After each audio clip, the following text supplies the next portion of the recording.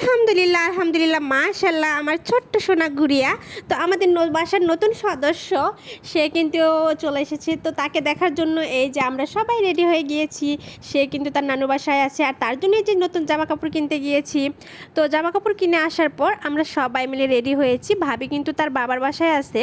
তো আমাদের ফ্যামিলির প্রথম সদস্য এই মিষ্টি ছোট্ট গুড়িয়া। তো তাকে দেখার জন্য আমরা সবাই এই যে বাজারে এখানে আমার মামা আর বাবা বাজার করতে গিয়েছে। ফার্স্ট টাইমে আমরা সবাই দেখা করে দেখতে গিয়েছি, আর গেলে নাকি বাজার করে নিয়ে যেতে হয়। তার কারণে আমার হচ্ছে মামা আর বাবা এই এত সব কিছু বাজার করে নিয়েছে। তারপরে যাওয়ার পর দেখতে পাচ্ছি যে গুড়িয়া কে নতুন জামা পরাই দিতেছে। আমি কিন্তু ম্যাচিং ম্যাচিং জামা আর শুজ নিয়েছি। তো হোয়াইট একদম অ্যাঞ্জেল পরি লাগছিল মাশাল্লাহ। আপনারা সবাই কিন্তু মাশাল্লাহ বলে যাবেন। তো গিয়ে এসে দেখি সে ঘুমাচ্ছে, এত ঘুম।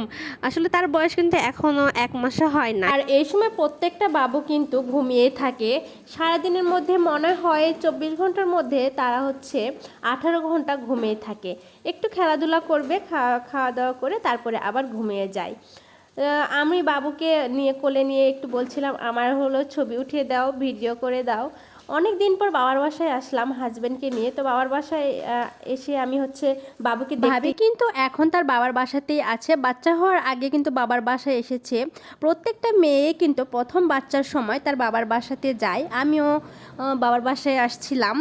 তো এখানে তারপরে আমাদের হচ্ছে নাস্তা দিয়েছে। আমরা নাস্তা টাস্তা করে সবাই গল্প সল্প করছিলাম।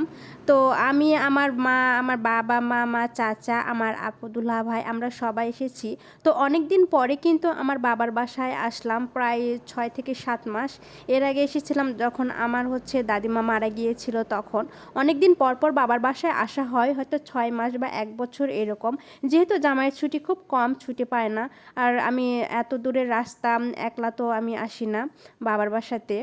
তো আমি, আমার বাবু, এই যে আমরা সবাই নাস্তা করছিলাম। তো নাস্তা টাস্তা করার পর আমরা হচ্ছে আবার যে বাবুকে নিয়ে খেলা করছিলাম। আসলে আবার কবে আসতে পারবো, আবার দেখতে পারবো, কোলে নিতে পারবো, এসবই চিন্তা করছিলাম। আর তো কোলে নিয়ে তারপরে আবার আমরা একটু দুপুরে আমাদের খাবারের আয়োজন করেছে অনেক কিছু। এখানে সবটাই আমার পছন্দের ছিল। জানি না কার কার পছন্দের ছিল, আমার তো খুবই মজা। তবে ডিমটা আমি ভালো লাগে না। তবে সব থেকে ইউনিক লেগেছে আমার এই পটল ভাজিটা। দেখুন কতটা ইউনিক। এই পটল ভাজিটা কিন্তু খেতেও অনেক মজা। তো আমি জিজ্ঞেস করেছিলাম এটা কি পটল ভাজি, তো আঙ্কেল মজা করে বলছিল এটা চাইনিজ কাট। তো আসলেই অনেক মজা হয়েছে, খাবারগুলো সবই খুব মজা হয়েছে। স্পেশালি আমার হচ্ছে গরুর মাংসটা খুবই ভালো লেগেছে।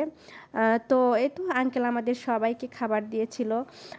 আর আমাকে বেছে বেছে বলছিল মামনি তোমার জন্য স্পেশালি একটা জিনিস দেই, তুমি এটা খাও। আসলে খুব উনি ভালোবাসার মানুষ।